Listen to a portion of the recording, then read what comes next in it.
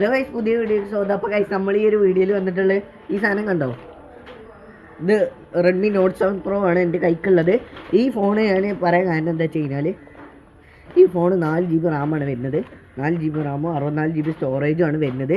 അപ്പോൾ അടിപൊളി സാധനം തന്നെയാണ്. സ്നാപ്ഡ്രാഗൺ 600 എത്രയാണ്, 600 സംതിങ് ആണ്.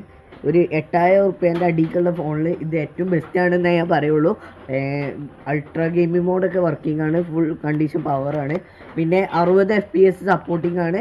4 GB റാമുള്ള ഫോൺ എടുക്കുകയാണെങ്കിൽ നിങ്ങൾ ഈ ഒരു ഫോൺ എടുക്കണമെങ്കിൽ ബെസ്റ്റ്. 64 GB സ്റ്റോറേജ് ഉള്ളൂ. അതുകൊണ്ട് വെച്ച് പറയാനുള്ളത്, സ്റ്റോറേജ് ഫുള്ളായി കഴിഞ്ഞാൽ കുറച്ച് ലാഗ് നമുക്ക് ഫീൽ ചെയ്യും. അത് പിന്നെ ഏത് ഫോണും ഉണ്ടാവും കേട്ടോ.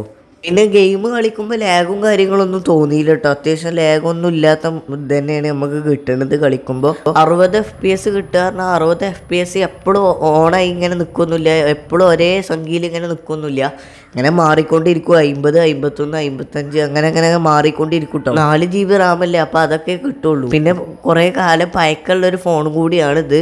എന്നാലും അടിപൊളി തന്നെയാണ്, പക്കയാണ് കേട്ടോ. ഗെയിമൊക്കെ കളിക്കുമ്പോൾ നല്ല ലാഗും ഒരു കാര്യം ഒന്നും ഫീൽ ചെയ്യൂല. കുറച്ച് കുഴപ്പമില്ലാത്ത രീതിയിൽ വെച്ച് തോന്നിട്ടോ. ഈ ഒരു ഫോണ് അടിപൊളിയാണ് ഗൈസ്. ഇതിൻ്റെ സെൽഫി ഇങ്ങനെയാണ് വരുന്നത്. അത്യാവശ്യം കുഴപ്പമില്ലാത്ത ക്വാളിറ്റിയൊക്കെ ഇതിന്മേൽ കിട്ടുന്നുണ്ട്. അടിപൊളി തന്നെയാണ്, സെൽഫി പക്കയാണ്. പിന്നെ ഞാൻ ബാക്ക് ക്യാമറ കാട്ടി തരാം. ബാക്ക് ക്യാമറ അങ്ങനെ വരുന്നത് പക്കയാണ് ഗൈസ്. 4K 30 FPS കിട്ടുന്നുണ്ട്. അത് ഞാൻ പറഞ്ഞുതരാം. കിഡിലും തന്നെയാണ്. ഒരു ഞാൻ 4 ഉറുപ്പ്യക്ക് വാങ്ങിയതായിരുന്നു. 8ൻ്റെ താഴത്തേക്ക് പറഞ്ഞാൽ 8 ഉറുപ്പ്യ അല്ല. അപ്പോൾ അത്യാവശ്യം അടിപൊളി തന്നെയാണ്. നല്ല ക്വാളിറ്റി ഉണ്ട് കേട്ടോ, പറയാൻ വയ്യ. കിഡിലും തന്നെയാണ്.